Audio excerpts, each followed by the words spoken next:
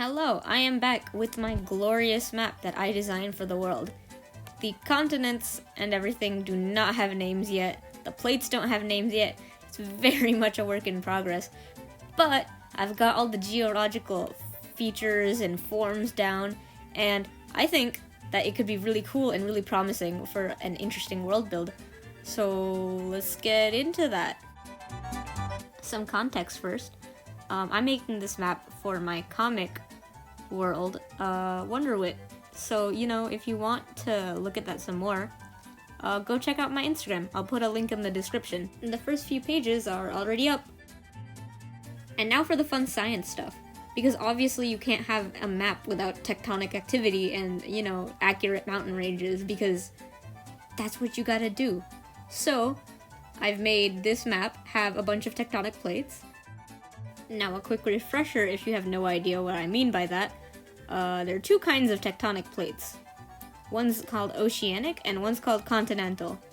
The oceanic ones are typically a lot thinner and not as dense as the continental crust, which are a lot thicker. They go down very deep compared to the oceanic crust.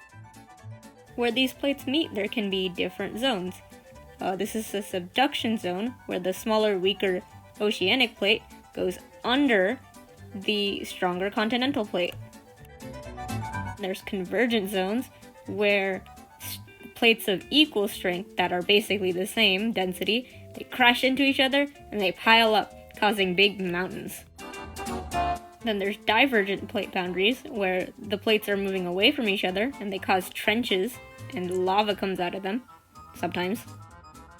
And finally, there's transform boundaries, which cause earthquakes. I mean, they all cause earthquakes, but this one only causes earthquakes. So, yay, earthquakes!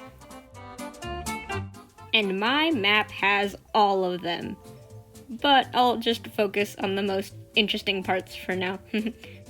Over here we can see a giant trench in the middle of the ocean, where two divergent plates are moving away from each other, as diverging plates tend to do. Over here there's volcanoes. Not much else to say. Volcanoes are cool. Over here though, there's underwater mountains, a lot of underwater mountains, and sometimes some of them come above the surface, and then there's little islands that happen because of them.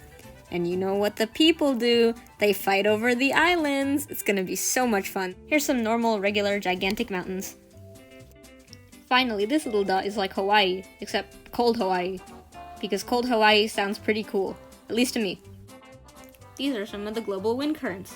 You don't need to know much about them, other than the fact that I have them, and I've added them, and they exist. But if you want the specifics, they're caused by global temperature gradients in the temperature of the atmosphere because of the sun that the planet is orbiting. So if you got that, good job. Now we get to a little more of the fun stuff, because this is where you figure out how the climate works. To figure out how the climate accurately works, you can't just rely on, simply the equator and be like, that's the hottest, and everything else is freezing. You gotta think about it a little bit. There's some nuance to it. And that's where these guys come in. They're ocean currents. They're giant streams of water, and they go around the planet and bring either hot or cold to different parts of the world. It happens on Earth too. In this diagram, red means there's hot water going from one place to another, blue means there's cold water, and black means that it's neutral. This middle section is pretty important because this is the one where there's a lot more temperature gradient than the other places, especially because it's squished between two big pieces of land. So all the hot water goes away and makes the bottom part a little bit warmer, and all the cold water comes in and makes it a little bit cooler. And using that information, I came up with these climates. It's a mix of forests, rainforests, temperate forests, deserts, tundras, the likes.